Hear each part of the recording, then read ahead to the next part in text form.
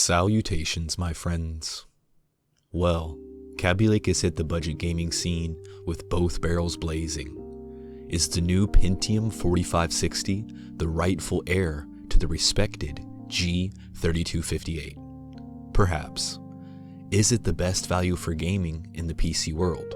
Well, that is debatable. Today, we're going to be taking a look at, in my opinion, the current king of low-budget gaming. And no, I don't mean the tried and true i3 6100, nor the legendary i5 2400.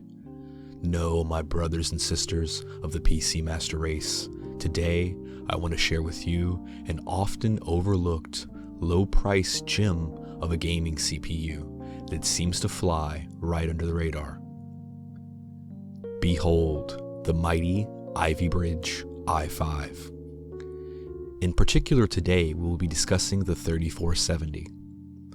This is a power-efficient chip and can be cooled well by a stock Intel cooler. This is a rather impressive CPU despite it being over 4 years old. Ivy Bridge still has a lot of life left, and this slice of silicone is far from its expiration date. Launched in the second quarter of 2012 with a $195 price tag, this 4-core, 4-thread processor from Intel features 6 megabytes of cache and a turbo frequency of up to 3.7 gigahertz, all with a TDP of around 77 watts. But really, what does all that mean? We can see with a CPU-Z single-core score of nearly 1700 and a multi-thread benchmark of over 6000, this old girl means business and is a powerhouse of gaming potential with a relatively low price tag. It boasts a passmark score of 6585 with a rather impressive single-thread rating of 1910.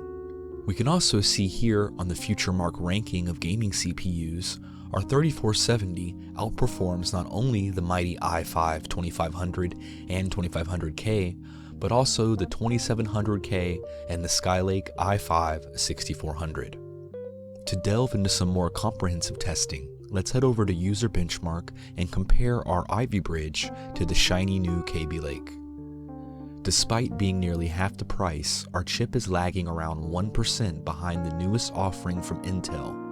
And if we dig a little further in the data, we can see here it's actually outperforming its younger sibling in not only multi-core integer and floating point calculations, but also quad-core, which is much more relevant for gaming, as most titles are optimized for 4 threads. Remember, hyper-threaded never beats a true core, at least not yet. And finally, if we head on over to AnandTech, we can see rather astonishingly this low-cost chip is more than a match for the Kaby Lake Core i3 7350K, easily overtaking the newer CPU with some pretty substantial victories in 7-zip, Cinebench multithread, and X264 encoding, making this chip great for a YouTuber or streamer. For a 5-year-old CPU, this is not bad at all. Now surely this amazing deal comes with some sort of caveat. I thought perhaps some motherboards would be a bit pricey, but surprisingly, this 3rd generation Intel processor is compatible with a wide range of affordable chipsets, including the B75, H77, and X79. If you are ever in doubt of a particular board, socket, or chip, you can head on over to CPU Upgrade and find a plethora of data and manufacturing records, so there is no gambling on compatibility. So, what about cost? Availability? Well, with a quick eBay search, this hidden gem of gaming is going for around $75. That is a cost-to-performance ratio of around $1 per frame with the appropriate graphics card. Greater than 60 frames per second ultra settings in any modern titles are well within your reach. I think we have a winner here. So, before you run and grab a 2500 or a shiny new Kaby Lake CPU, remember, there is still a lot of gaming power in the used market.